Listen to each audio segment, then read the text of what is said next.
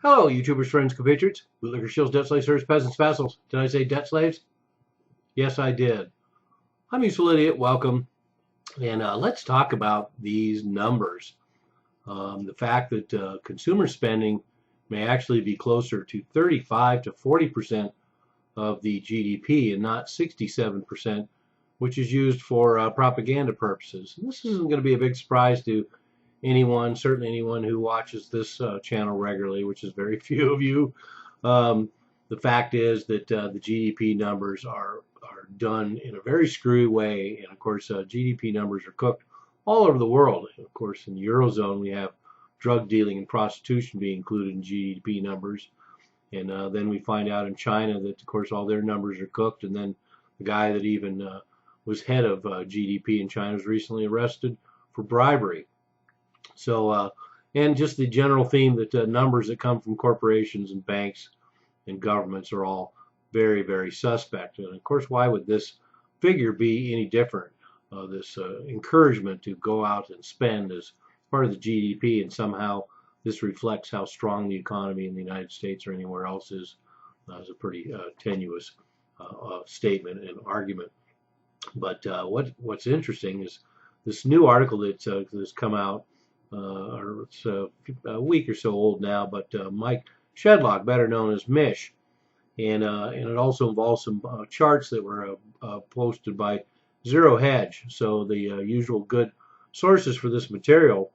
But this gentleman wrote so they posted this article, and this is at the heart of a question that a lot of people have asked: is how can the middle class be sacrificed? What interest is there in corporations and banks and the elites to sacrifice the middle class and the so-called consumer class? Why weren't they thrown more of a lifeline, and why are they being sacrificed? And this provides the answer, because the contribution of the middle class has been overstated all along for propaganda purposes. And there's a book out called The GDP Illusion, which I'm certainly going to purchase as soon as possible. The author, Mr. Tanner Browram, wrote that, quote, "The reality becomes clear when looking at gross output per industry. Consumer spending at most amounts to 35 to 40% of economic activity. Manufacturing is in fact the largest sector of the economy in terms of output." And that makes complete sense. As far as output, that's where manufacturing, that would be where the output comes from, whereas the consumer class, one can't really consider it output, particularly considering how much is bought based on debt and credit. And these pie charts that Zero Hedge put up make it even clearer why this distortion is being made in the GDP. And that's because the share of U.S. employment, which is service industries, is 86%, while manufacturing is 14%. So somehow, based on that, they arrive at this idea that consumer spending is 67% of GDP. But in reality, when you look at the share of earnings in the S&P 500, the share of earnings goes 60% goes to manufacturing, which reflects the higher degree of output and a greater portion of the GDP, and the service industry only 32%.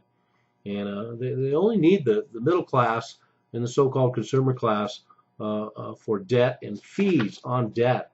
And so that's where the major amount of output comes from, I would suggest, from the middle class.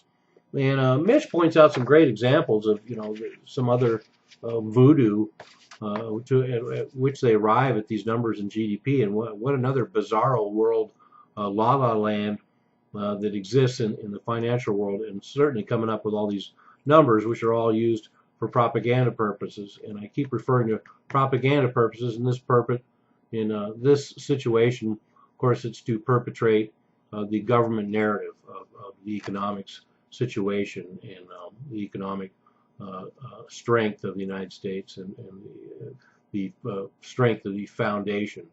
So Mitch goes on to show that a good example is government transfer payments, including Medicaid, Medicare, disability payments, and SNAP, all contribute to GDP. And of course, all those are unfunded liabilities as well.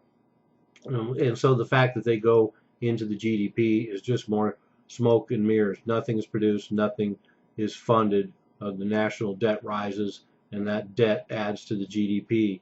So this GDP system serves as a propaganda. It hides inflation, it hides debt, hides bubbles, and supports this smoke and mirrors bullshit government narrative of what the GDP is and what exactly are assets and liabilities.